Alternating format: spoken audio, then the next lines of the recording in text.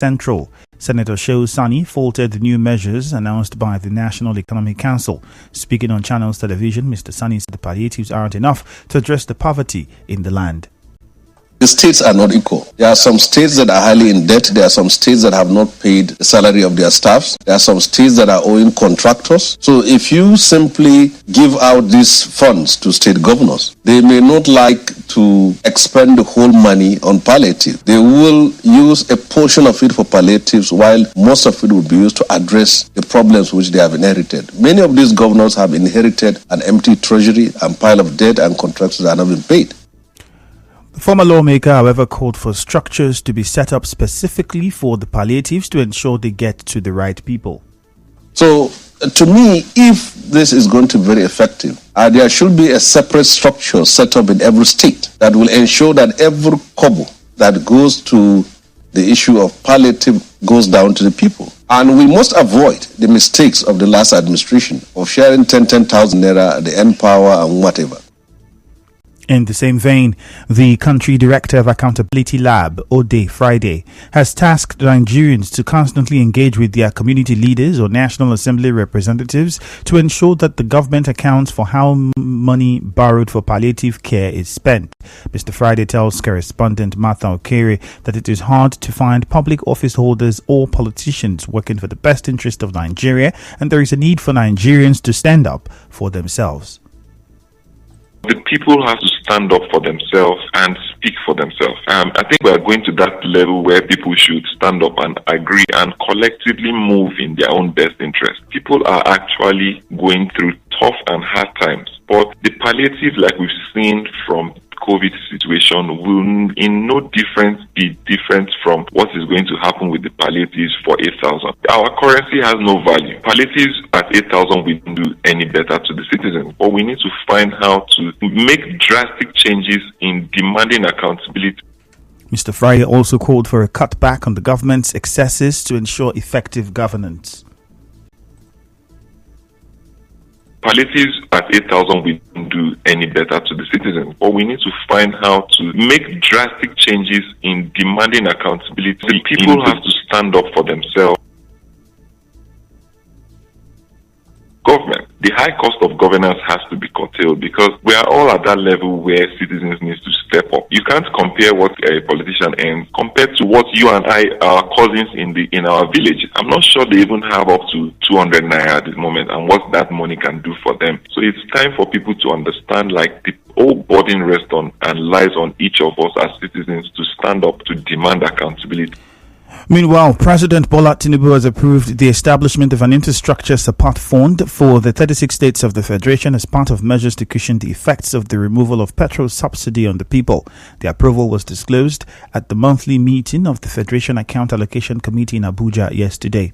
A statement by the special advisor to the President, Dele Alake, said the new infrastructure fund will enable the states to intervene and invest in the critical areas of transportation, including farm-to-market, road improvements, agriculture, encompassing livestock and ranching solutions, health, with a focus on basic healthcare, education, especially basic education, power and water resources that will improve economic competitiveness, create jobs, and deliver economic prosperity for Nigerians. It said the committee also resolved to save a portion of the monthly distributable proceeds to minimize the impact of the increased revenues occasioned by the subsidy removal and exchange rate unification on money supply, as well as inflation and the exchange rate. It said out of the June 2023 distributable revenue of 1.9 trillion naira, only 907 billion naira will be distributed among the three tiers of government, while 790 billion naira will be saved, and the rest will be used for statutory deductions. The statement said these savings will complement the efforts of the Infrastructure Support Fund and other existing and planned fiscal measures, all aimed at ensuring that the subsidy removal translates into tangible improvements in the lives and living standards of Nigerians. In Port Harcourt, The new increase in the price of petrol has caused a sharp rise in interstate transportation fares. Our correspondent who visited major parks in the state reports that a 12-seater bus from Port Harcourt to Lagos, which was 21,500 naira, is now between 22,750 naira to 25,000 naira. A luxurious bus, which was 12,500 naira, is now currently 16,000 naira from Port Harcourt to Enugu, which was 7,000 naira, is now between 8,000 to 808,500 naira. Those traveling to Onitsha will now have to pay 6,500 naira as against 5,000 naira. The fare to Owerri from Port Harcourt also increased from 3,500 naira to between 4,000 and 5,000 naira. Other routes, such as Port Harcourt to Benin, which was 6,000 naira, is now between 7,000 to 8,000 naira. Buses to Abuja, formerly 24,700 naira, is now between 25,500 to 27,000 naira. Some passengers spoke to our correspondent on this.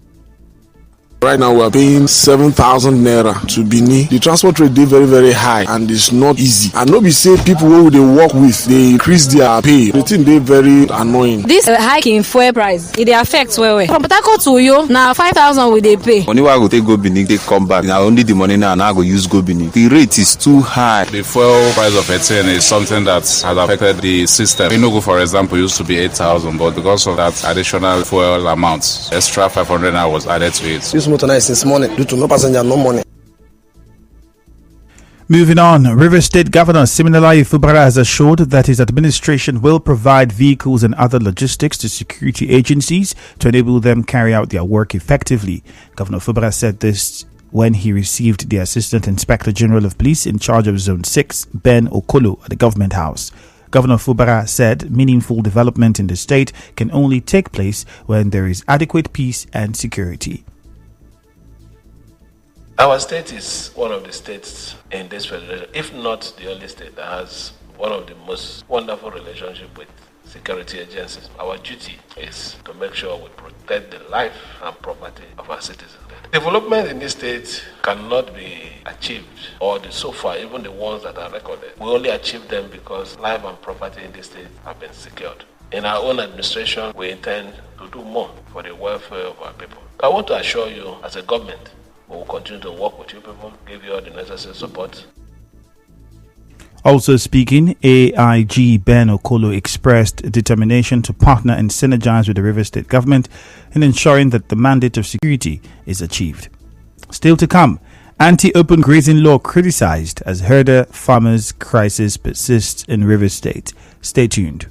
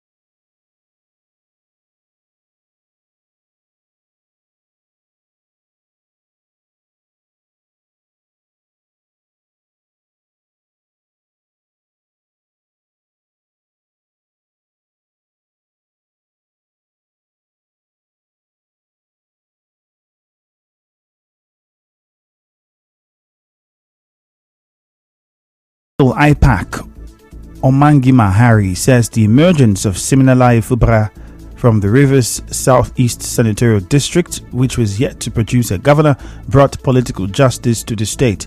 Mr. Onana said this when IPAC paid a courtesy visit to Governor Fubara at the Government House yesterday.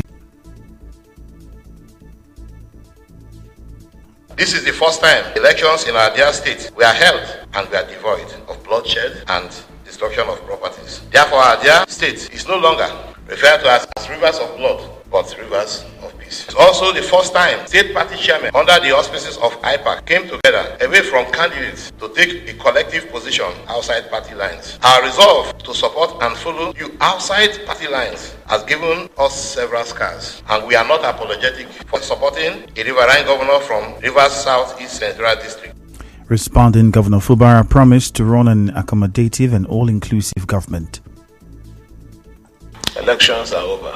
The business now is governance. So we require from everyone who means well for our state support. We would have won with the margin if we had not had the contact with our people. I'm even happy when I'm going through the list and I saw Omete, the APC guy. I'm happy that you're here with us. It is important you join a better ship. In the next 2 years, start preparing for election. When we get to that point, you can join your own ship. But now the ship is ship of governance. Following lingering reports that herders destroy farms in local communities in the state, a consultant to the All Farmers Association of Nigeria River State Chapter, Charles Okoro, says the anti-open grazing law of the state is yet to be implemented. Mr. Okoro said this in an interview with our correspondent.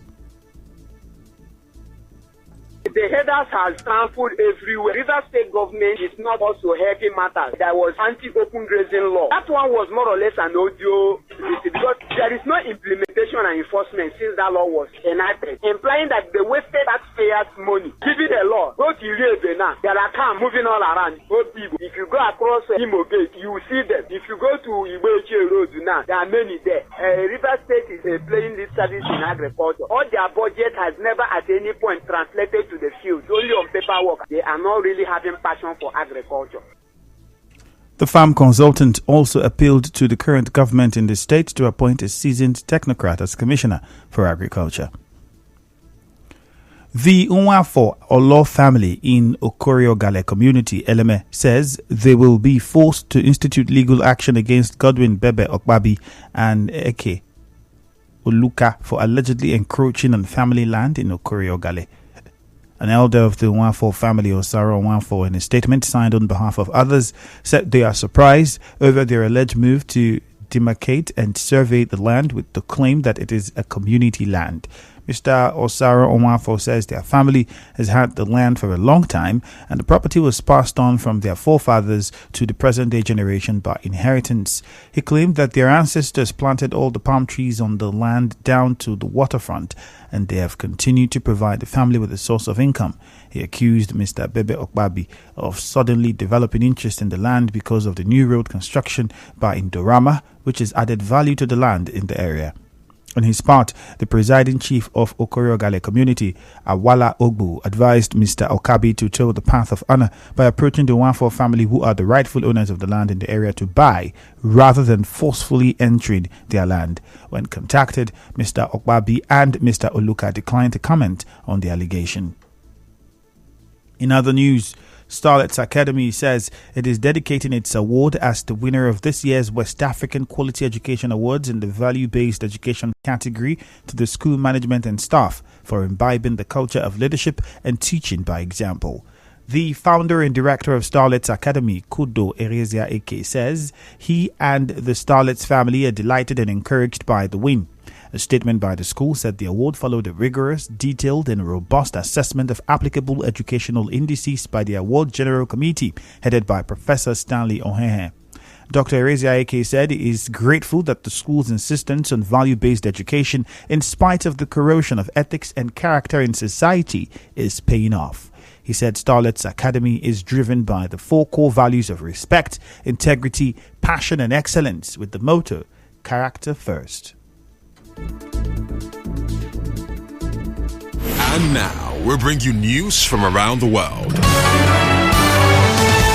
Amsterdam's council has banned cruise ships from the city centre as the Dutch capital tries to limit visitor numbers and curb pollution. Politicians said the vessels were not in line with the city's sustainable ambitions. It means the central cruise terminal on the River IJ near Amsterdam's main train station will now be closed.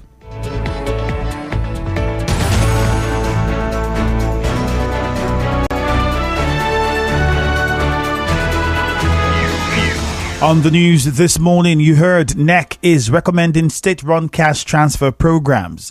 President Tinubu has set up an infrastructure support fund as FAC shares revenue allocation. Interstate transport fares have risen days after the new increase in petrol price. The anti-open grazing law has been criticized as herder farmers' crisis persists in local communities in Rivers State. On the foreign scene, Amsterdam has banned cruise ships to limit visitors. The news was edited by Choma Ezenwafo. Rains expected in Port Harcourt this morning. Peace is the path to the prosperity of a nation. Let peace reign. My name is Ifeemi Andrew. Good morning.